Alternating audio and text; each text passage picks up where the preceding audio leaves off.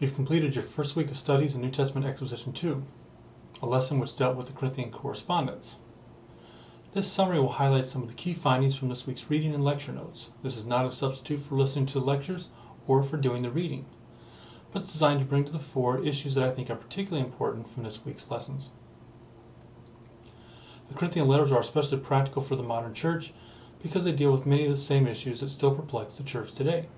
However, in attempting to understand these letters for that purpose, don't be lulled into thinking applying these teachings will be easy. It requires significant exegetical work to be assured that you are applying correctly the directions Paul gave to the Christ followers in Corinth.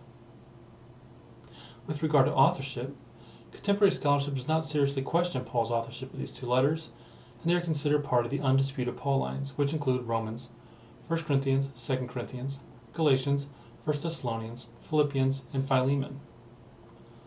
Paul wrote as many as 5 letters to the Corinthians, and it's likely that the first one, which is lost, see 1 Corinthians 5:9, precedes our 1 Corinthians. This letter was written after Paul's visit, see Acts chapter 18. Our 1 Corinthians was probably the second letter that was written, 1 Corinthians 1:1 and 16:8, and probably was written after news from Chloe on the church's condition and in response to a letter from the Corinthians, see 1 Corinthians 1:1. Also, a visit from Timothy to Corinth occurred at this point, 1 Corinthians 4:17 and 16:10 and following. A second painful visit occurred, see 2 Corinthians 2:1 and 13:2, and then a third letter, which was likely the harsh letter that was sent from Ephesus, but is lost, see 2 Corinthians 2:3 and 4. The fourth letter, which is our 2 Corinthians, or at least part of it, was sent after Paul received more information from Titus, 2 Corinthians 7:6-13. A possible fifth letter, likely 2 Corinthians 10-13, may have been sent from Greece, see Acts 20 verse 13. After which Paul planned a third visit, 2 Corinthians 12:14 and 13:1. The dates for these are purposely not listed, but they're easy to locate in your book.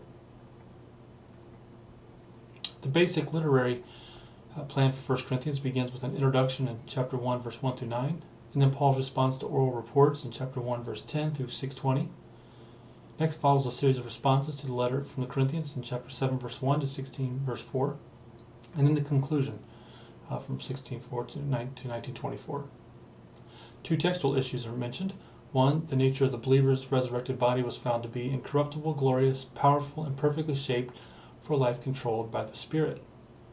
And the Lord's Supper and baptism were both found to be ordinances of the church, but were found not to infuse the believer with righteousness. They are important testimonies to the initial ongoing work of the life of redemption in the church.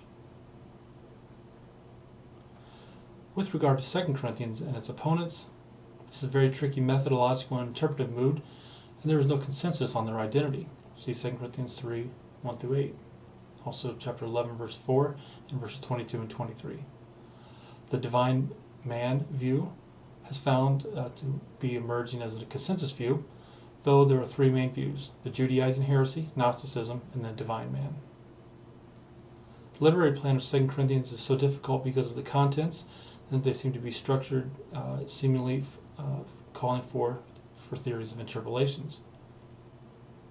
The letter appears to be a composite document, though the majority of scholars now usually divide the letter into 3 main sections: 2 Corinthians 1-7, 2 Corinthians 8-9, and 2 Corinthians 10-13.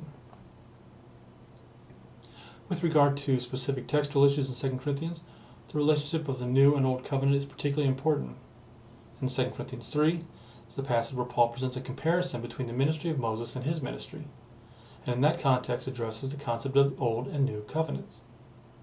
This is often interpreted by scholars in stark contrast, but it's just as likely that Paul was comparing shades of whiteness, and that the New Covenant is the Old Covenant renewed. Thus, there may be more continuity here than traditional scholarship has allowed.